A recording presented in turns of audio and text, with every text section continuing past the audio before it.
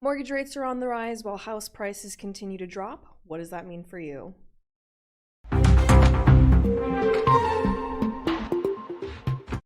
Hi, my name is Emmy. Welcome back to Real Estate Daily. I am the producer of this channel. Troy and Ryan are out of town at a realty conference, so I'm going to be delivering the news for you today. If you enjoy our updates, please hit the subscribe button. Ding, ding, ding, ding, ding. We are growing pretty fast, and we really appreciate every single one of you. If you would like to receive a notification whenever we do an update, go ahead and click the notification bell and you will receive that. So let's go ahead and jump right into the news. Our first article here is from the Orange County Register, and it states that realtors predict home prices will drop 9% in 2023. Declines are expected for both house prices and sales as mortgage rates stay high. This is from the California Association of Realtors. So CAR is giving our forecast, giving us their forecast of what they will believe should happen in the next year. So if you are looking to sell a home, it would make sense to get it done sooner rather than later, especially with the holidays coming up. It tends to be a slower time for this industry.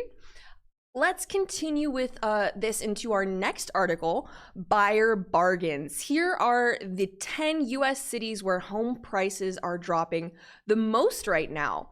So if we scroll down here, it gives us a handy dandy little map. So it says the first location where home prices are dropping the most would be Austin, Texas, followed by Phoenix, Arizona, and then Palm Bay, Florida, Charleston, South Carolina.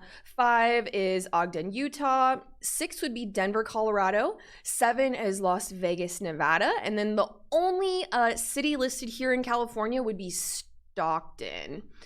The last 2 are coming in at Durham, North Carolina, and then Spokane, Washington. There's been a lot of really interesting articles covering how the real estate market is moving in Spokane, so this is kind of interesting to me.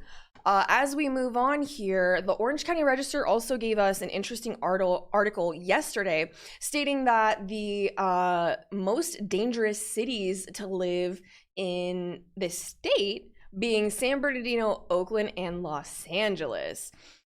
That's kind of crazy. It says California's 29 big cities averaged a mid-range 91st place ranking on the national scale. So if we go into our little map here, it'll give us a little more, there we go, information. So all it does is tell me the cities ranking, and this map isn't super great.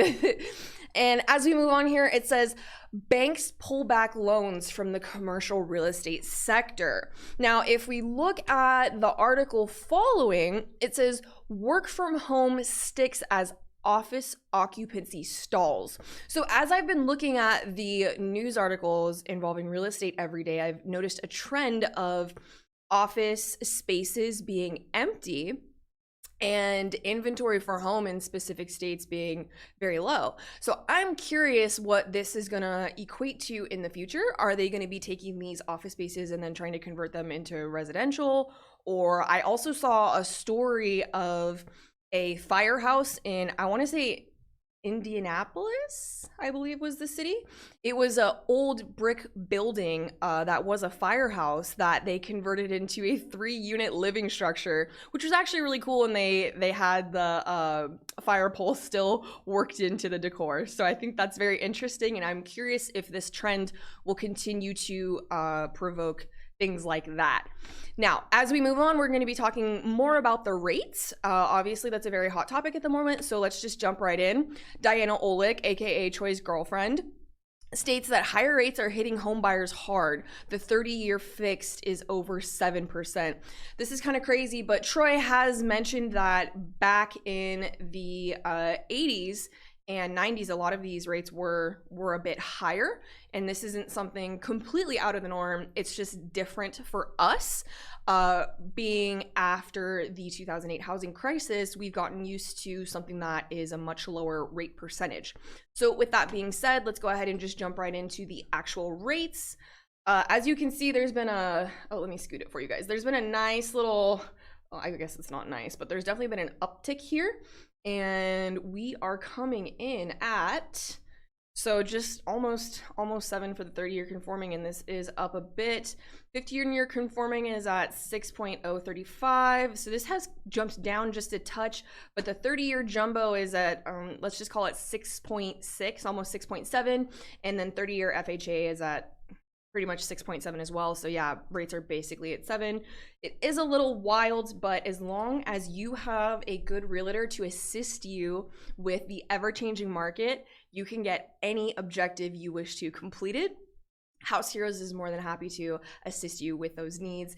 We are available at our Instagram as well as our Facebook. You can leave comments here on YouTube.